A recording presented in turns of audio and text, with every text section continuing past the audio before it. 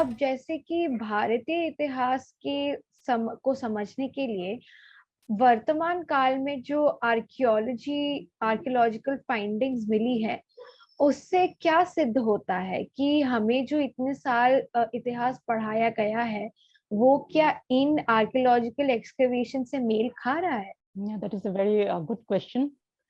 Actually, there is hardly any discussion regarding this. इस बारे में बहुत कम चर्चा होती है, हाँ जी। जबकि हिस्ट्री के बारे में अगर बात करते हैं तो वो एविडेंस के ऊपर बेस्ड करके वो नरेशन होती है, चाहे वो क्रोनोलॉजी हो चाहे वो नैरेटिव्स हो।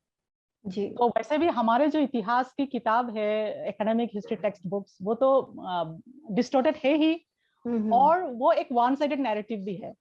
प्लस बहुत सारे जो फैक्ट्स है वो बिल्कुल जिक्र ही नहीं है। जैसे अगर हम सिविलाइजेशन के बारे में बात करते हैं, how old is our civilisation, what is the antiquity of Bharat, तो ये जो आंसर मिलेगा हमें नॉट ओनली लिटरेरी एविडेंसेस से बट ऑल्सो आर्कियोलॉजिकल एविडेंसेस। तो आर्कियोलॉजिकल एविडेंसेस जो है वो हमें एक्सकवेशंस के थ्रू ही पता चलते हैं।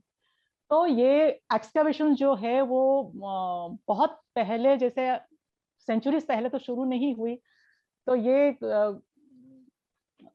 सम 1 century 1.5 century back 18th century के बाद ही ये शुरू हुआ था, और लास्ट फ्यू डिकेड्स में काफी सारे एक्सकवेशंस हुए हैं under the government of India, under the archaeological survey of India. और ये जो एक्सकवेशंस हुए हैं ये बहुत कुछ बताते हैं हमारे भारत के इतिहास के बारे में, about the antiquity of Bharat. So as we all know, India is the oldest surviving civilization in the world, or many civilizations perished due to invasions, but India survived. The Indian civilization survived despite 1400 years of invasion, loot, plunder, and foreign rule. And this is all because of that cultural connect, and because of the resistance offered by our warrior ancestors over the period of 1400 years. तो जब antiquity के बारे में बात करते हैं तो हमारे इतिहास की किताब जो आप चाहे विकिपीडिया हो चाहे हमारे टेक्स्ट बुक्स हो, तो ये एंटिक्विटी जो कितना पुराना है भारतीय सभ्यता, ये दिखाते हैं कि 1500 BCE में वैदिक काल शुरू हुआ था। वैदिक काल अगर 1500 BCE में शुरू हुआ था और 600 BC में खत्म हुआ, तो वैदिक काल अगर 600 BC में खत्म हुआ तो उसके बाद दो बहुत बड़े हिस्टोरिकल इवेंट्स हुए थे जो एपिक के रूप में हम लोग पढ़ते हैं, the Ramayana and the Mahabharata. तो रामायण और महाभारत भी हिस्टोरिकल इवेंट्स है। अगर वैदिक काल के बाद ही ये दोनों इवेंट्स हुए थे, अगर वैदिक काल 600 BCE में कंप्लीट हो जाते हैं, तो कब रामायण इवेंट्स हुआ है, कब महाभारत इवेंट्स हुआ है? ये क्योंकि जो वेस्टर्न हिस्टोरियंस है और हमारे खुद जो कम्युनिस्ट एंड सेकुलर हिस्टोरियंस है, वो भी रामायण एंड महाभारत इवेंट्स को मिथोलॉजी के उसमें टैगिंग कर रखा है, जबकि ये पूरा प्रूवन है कि दीज आर हिस्टोरिकल इवेंट्स। तो जब लिटरेरी एविडेंस के अनुसार अगर हम एंटिक्विटी ऑफ भारत के बारे में बात करते हैं, तो एटलीस्ट मिनिमम से मिनिमम 17,000 ईयर्स ओल्ड है। लेकिन अगर हम आर्कियोलॉजिकल एविडेंसेस के अनुसार अगर उसके बारे में हम अगर जाते हैं, तो एंटिक्विटी ऑफ भारत ओनली सिर्फ 17,000 ईयर्स नहीं है, तो ये कई हजारों साल पुराना है। फॉर एग्जाम्पल कि जो भी नर्मदा रिवर बेल्ट में, सरस्वती रिवर बेल्ट में, इंडस वैली एरिया में, और साउथ में कई सारे ऐसे नदियों के रिवर बेल्ट में बहुत सारे, और even the gulf of Cambay के अंडर वाटर सी एक्सकवेशंस जो हुए थे, उसके अनुसार जो भी आर्टिफैक्ट्स पाए गए थे, वो artefacts thousands of years old है। और कुछ हमें, जैसे कि इंडस वैली सिविलाइजेशन के dating back to around 4000 to 5000 years, जो हमें लोथल गुजरात में जो एविडेंसेस है, वो इरिगेशन फैसिलिटी आज के दिन में भी वो बराबर नहीं हो सकता है। आज हमारे हम कितना एडवांस्ड है, लेकिन हम फिर भी फ्लड हम लोग कंट्रोल नहीं कर सकते। हमारे यहाँ ड्राउट होता है, बहुत सारे कितने फार्मर्स सुसाइड कर लेते हैं due to lack of rainfall, क्योंकि पानी की सुविधा नहीं है।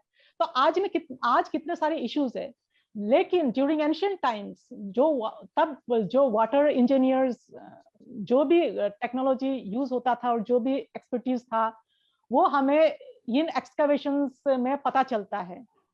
जी। तो और ये जब इरिगेशन सिस्टम्स और लेक्स और इसके बारे में बात करते हैं तो सिर्फ गुजरात नहीं, जैसे असुरगढ़ फोर्ट एक्सकवेशंस हुए थे इन उड़ीसा, वहां भी इंटरकनेक्टेड रिजर्वॉयर्स पाए गए थे एक्सकवेशंस में।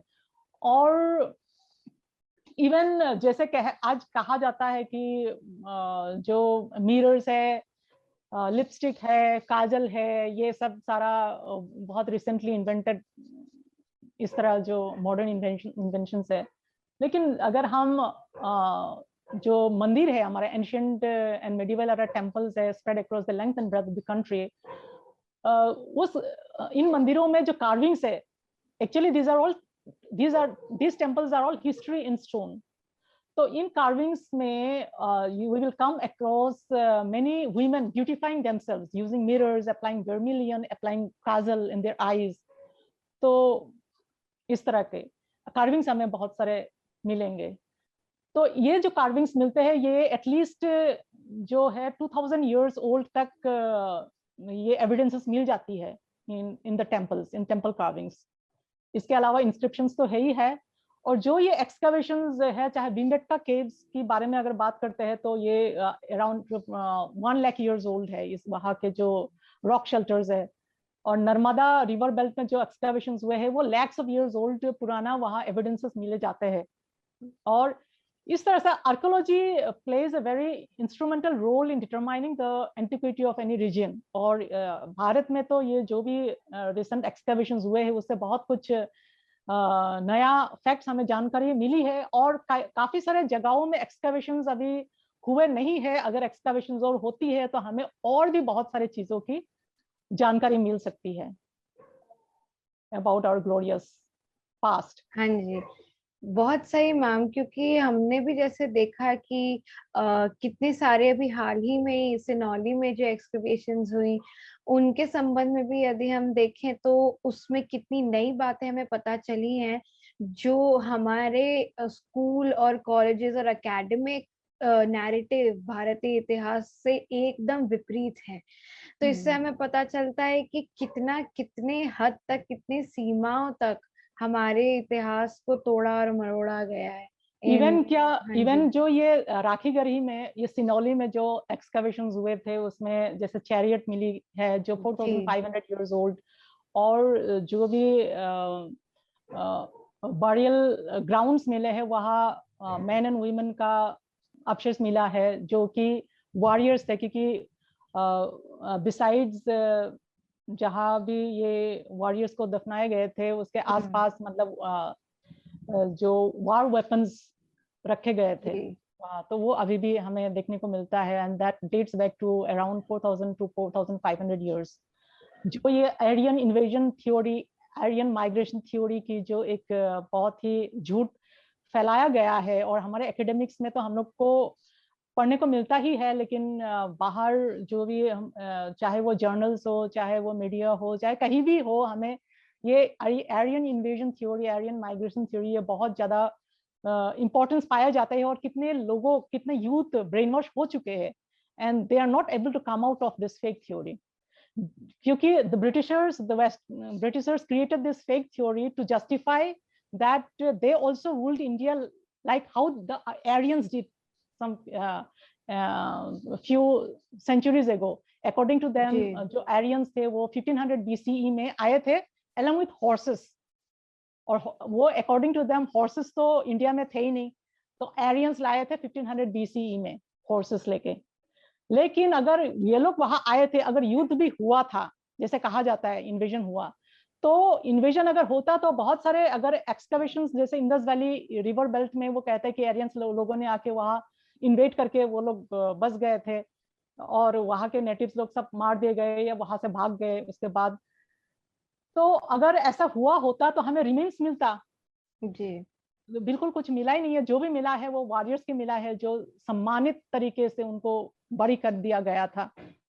और जो ये कहते हैं कि चैरियट्स और इससे लेके अगर हॉर्सेस लेके आए थे वो 1500 BC, तो ये कितना पुराना हुआ, 3500 साल या 3600 ईयर्स। लेकिन जो चैरियट सिनोली में पाया गया वो तो 4500 ईयर्स है और 1000 साल पहले की। तो चैरियट, वो जो चैरियट मिला था वो तो हॉर्स ड्रिवन था। और जब हम एंशियंट जो हमारे टेक्स्ट है, भारतीय इतिहास के टेक्स्ट है, जैसे कि वेदास, वेदास में कई बार जिक्र है अश्वा, हॉर्स के बारे में जिक्र है। इवन तो रामायण और महाभारत इवेंट्स में और पुरानिक हिस्ट्री में बहुत सारे जो इवेंट्स है उसमें हॉर्सेस यूज किए जाए, horses were used in battles etcetera और for travelling from one place to another. और अगर हम भीमबेटका केव्स में जैसे पेंटिंग्स के बारे में बात करते हैं, वहाँ हॉर्स पेंटिंग्स जो पाए गए हैं वो that dates back beyond what the Aryan invasion theory जो बताते हैं उस टाइमलाइन से बियॉन्ड, कई हजार साल बियॉन्ड है। तो इससे ऑलरेडी हमारे पास आर्कियोलॉजिकल एविडेंसेस है to prove the Aryan invasion theory, Aryan migration theory wrong. लेकिन ये क्यों ओपनली लोग इसके बारे में, ये जो प्रूफ है इसके लोग डिस्कस ही नहीं करते, करते भी है तो वो बहुत ही लिमिटेड सर्कल में। ये जो रियल जो इसको डिबंक करते हुए जो भी फैक्ट्स हमारे सामने है वो बहुत ही कम लोगों तक पहुंची है। और जो फेक थ्योरी है वो मिलियंस के बीच में वो फैल चुकी है और brain wash, youth brain wash हो चुके हैं। लेकिन जो ये डिबंक करके जो ट्रूथ जो सामने आया है ये बहुत कम लोगों तक पहुंची है जी। वो एकेडमिक लेवल पे अगर ये डिबंक किया जाएगा तो ही जाके हर यूथ को पहुंचेगी ये बात। तो that is why history books जो है वो रीराइट करना बहुत जरूरी है। Please remember to subscribe to us and switch on the notifications for this channel.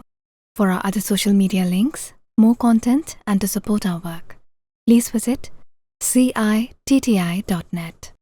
धन्यवाद, नमस्कार।